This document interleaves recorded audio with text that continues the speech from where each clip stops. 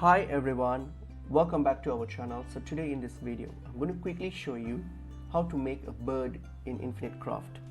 So let's get into the video. Open up Infinite Craft. So once you've opened up Infinite Craft, so what we're going to do, we're going to start off with earth. So drag earth and then add it with wind. That's going to give you a dust. And then add it with fire. It's going to give you some ashes. So this ash, what you're going to do, add it with fire again, and that will give you a phoenix.